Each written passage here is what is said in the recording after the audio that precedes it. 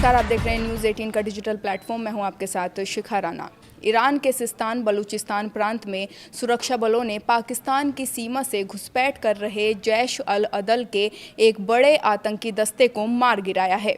ये मुठभेड़ रास्क क्षेत्र में हुई है, जहां तस्नीम न्यूज़ एजेंसी के मुताबिक आतंकी बड़ी साजिश को अंजाम देने आए थे। ईरान ने दावा किया है कि मारे गए आतंकियों के पास से भारी मात्रा में विस्फोटक, आधुनिक हथियार और गोला बारूद बरामद हुआ है। इस घटना ने दोनों देशों के बीच पहले से मौजूद कड़वाहट और तनाव को और भी ज़्यादा गहरा कर दिया है। हाल ही के महीनों में ईरान और पाकिस्तान के बीच सैन्य टकराव की स्थिति बनी हुई थी, जिसे सुलझाने के लिए प्रयास अब नाकाम होते दिख रहे हैं।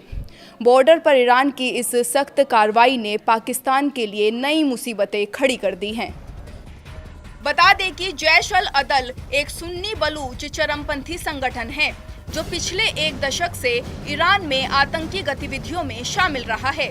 ईरान का आरोप है कि पाकिस्तान इस संगठन को अपने बलूचिस्तान प्रांत में सुरक्षित पनाह मुहैया कराता है। इसी संगठन की वजह से ईरान और पाकिस्तान में लंबे समय से खटास बनी हुई है। वहीं दूसरी तरफ पाकिस्तान का आरोप है कि ईरान बलूच लिबरेशन आर्मी जैसे अलगाववादी गुटों को शरण देता है।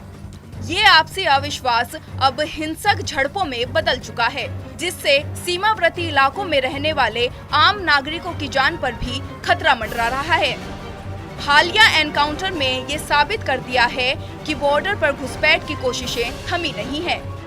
ईरान के विदेश मंत्री हुसैन अमीर ने इस मामले में एक बड़ा और चौंकाने वाला दावा किया है। उन्होंने कहा है कि ईरान और पाकिस्तान की सीमा पर सक्रिय आतंकियों को तीसरे देशों द्वारा कंट्रोल और सपोर्ट किया जा रहा है। हालांकि उन्होंने किसी विशेष देश का नाम नहीं लिया, लेकिन उनका इशारा साफ था कि बाहरी ताकतें दोनों देशों के रिश्ते में आग लगाने का काम कर रही हैं। अमीर के अनुसार ये आतंकी कभी नहीं चाहते कि ईरान और पाकिस्तान की सरकारें मिलकर काम करें।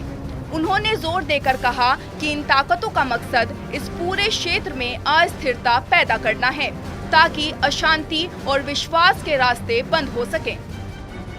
दोनों देशों के बीच तनाव को कम करने के लिए पाकिस्तान के विदेश मंत्री जलील अब्बास जिलानी और उनके ईरानी समकक्ष के बीच उच्च स्तरीय बैठकें भी हुई हैं। दोनों देशों ने विदेश मंत्रियों के स्तर पर एक कंस्ट्रक्टिव मैनेजमेंट बनाने पर सहमति जताई है।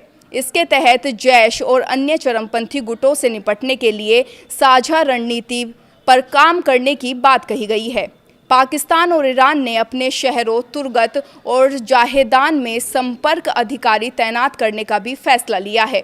इसके बावजूद बॉर्डर पर आतंकवादियों की घुसपैठ और फिर सुरक्षा बलों की जवाबी कार्रवाई ने इन शांति प्रस्तावों पर सवालिया निशान लगा दिए हैं।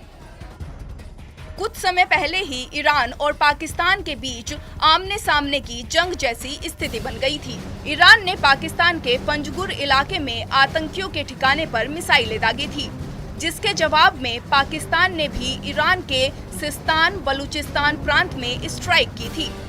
इस जवाबी हमले में 9 लोगों की मौत हुई थी। हालांकि बाद में दोनों देशों ने संयम बरतते हुए युद्ध को टाल दिया था, लेकिन हाल ही में ईरान में 9 पाकिस्तानी मजदूरों की हत्या ने आग में घी डालने का काम किया है। अब ताज़ा मुठभेड़ के बाद सिस्तान बॉर्डर पर हाई अलर्ट है।